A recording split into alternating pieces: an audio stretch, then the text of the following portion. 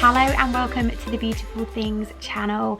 I hope you haven't missed me too much. Sorry that I've been away for a little while, but I've been trying to get things sorted here at BTHQ while we are in a kind of higgledy-piggledy place right now and we really don't know what's what. So I decided to come into the studio today and make something really simple using my scraps. I wanted to come up with something that you would be able to do at home. You don't have to go out and you don't have to buy things. You have hopefully got what you need to be able to make these really cute little pin cushions, and they make lovely things for you to be able to use and give as gifts. So here goes, grab your scraps. I hope you enjoy it and get making. I want to see people enjoying themselves over the next few days as much as they possibly can. Enjoy. The easiest thing to do is to set up your sewing area so that you have a cutting mat, some scissors and a rotary cutter to hand. That way you don't have to keep getting up and down. I've also got one of these handy little tools, which is a finger presser, and it's certainly not necessary, but it is really handy. Once you've set your sewing space up, you're going to want to grab some of your scraps. Now, they don't have to be massive. These ones are actually fairly big, but you could get away with even tinier ones. I'd give your scraps a bit of a press, first of all. Use your rotary cutter and ruler and cut yourself some strips. Now, as you can see, all my strips are completely different lengths, but they do all measure 1.5 inches. With regards to the size of the strips that you want, you can make them as wide or as narrow as you like. But bear in mind that we're going to be sewing with a 1/4 inch seam allowance, which means that you will lose at least 1/2 inch on your piece. So the reason I've gone for 1.5 inches is to allow me an inch finished measurement. So just take that into consideration. Obviously, the narrower your strip, the harder this is going to be. The wider your strip, the larger your piece is going to be. And really, it comes down to your own personal preference and design. So let's take those strips over to the sewing machine. Start by trimming off 2 of your pieces of fabric. So my strips were 1.5 inches wide, so I have trimmed off 1.5 inches of each of those strips. So I have 2 1.5 by 1.5 inch squares. Basically, whatever size you've made your strip, cut yourself 2 squares. Now you're going to sew them together, right sides together, with a 1/4 inch seam allowance. Once you've stitched them together, you want to press that seam. Now you do not need to do this on the iron. If you're getting up and ironing every time, you're going to find this a very time-consuming job. If you have got a mini iron, you can use that, but if not, just use your finger pressing tool or just your finger. Just press the seams to one side, and then you can also press on the front as well if you want.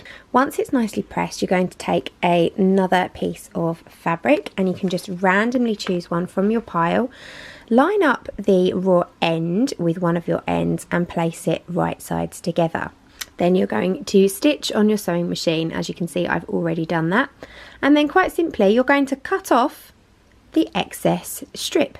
Use your rotary cutter or your scissors.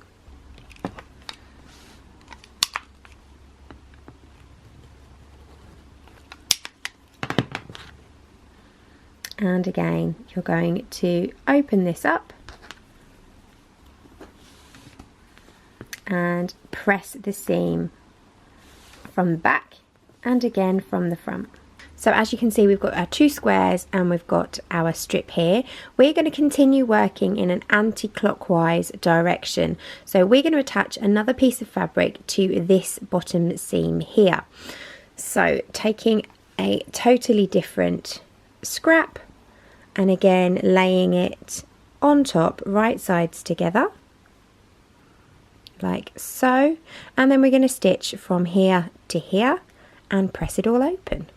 Once you're all pressed, again you can take your rotary cutter or your scissors and cut off your excess strip. Now from here on in, this task becomes really easy because we're not just working in an anti-clockwise direction, we're only going to be joining a new piece of fabric where there is more than one seam. Now if you can see at the top of my work here, there's just one seam. This left hand side, there's just one seam. The bottom, there's nothing, but coming up the right hand side here there are 2 seams, which means this is the side of my fabric that I'm going to be joining my new pattern to.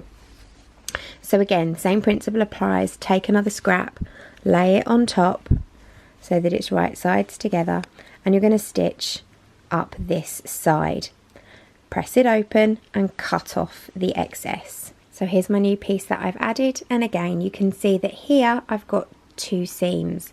Everywhere else there's either 1 or no seams. So I'm going to continue to add fabric in this manner until my square is as large as I want it to be.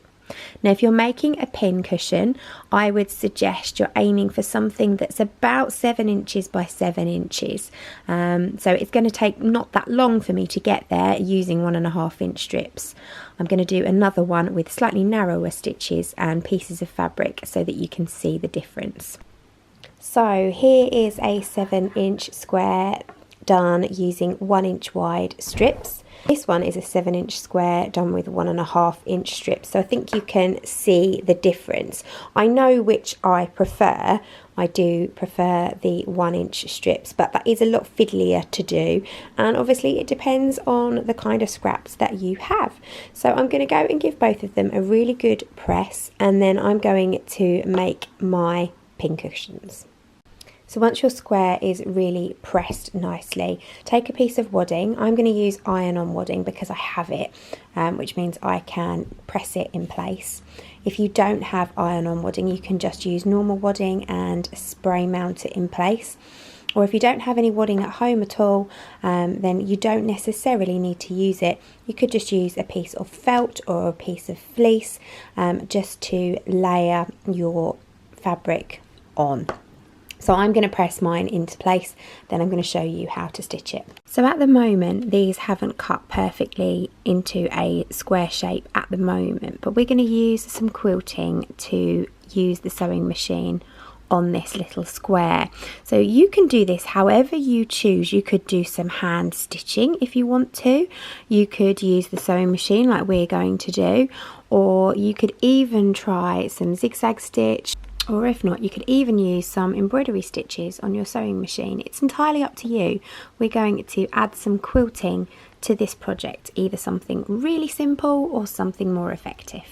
Once you quilt your square, now you want to cut it so that it's nice and square. Cut a square that is a tiny bit larger than your square. Place each square right size together. Sew it on the sewing machine, leaving a small amount unsewn so that you can turn it in the right way. Once you've stitched it all the way around, use your scissors to reduce the corners, being careful not to cut your stitches. Do this on each corner. And then turn this in the right way. To stuff your pincushion, you can either use toy stuffing, or if you don't have any, it's a really good thing to save all of the teeny tiny scraps that you don't have anything to use. Or you can use wool or scraps from old clothes, t-shirts, all sorts. Just stuff it with anything you can via the opening. Once you've stuffed your pincushion, you can then close the opening. You can either do that on your sewing machine so that one side is closed, or you can use a needle and thread and you can do it by hand. It's entirely up to you. If you don't have enough fabric to do the back in one particular pattern, then there's nothing stopping you making both sides out of quilted fabric. And there we have it. There's my pincushion with my pins, and I'm super happy with that. That will make a really lovely present for somebody who enjoys sewing, and it's used all my scraps up, and it only took me about 45 minutes to make. Happy sewing! I hope you've enjoyed this little tutorial to make a cute little pin cushion. All I ask is that you please do like this video, leave me a comment down below, share it with somebody else who might enjoy making it. As we are currently running a really small amount of classes at BTHQ due to the current environment and the current conditions in the UK, it would be really lovely if you would do your best to to share this for me. If you do feel like helping the business as a little bit of support, then there is a link down below to my Ko-fi account. If you feel like buying me a coffee, I would greatly appreciate it. Obviously, we are trying our best to keep things going at the moment, and I want to encourage you to keep yourselves busy and healthy while you may or may not be staying at home. So enjoy, and please do tag me on Instagram or on Facebook if you make one of these, because I'd love to see it. I'll see you all soon. More tutorials coming really soon. Thanks for watching. Bye.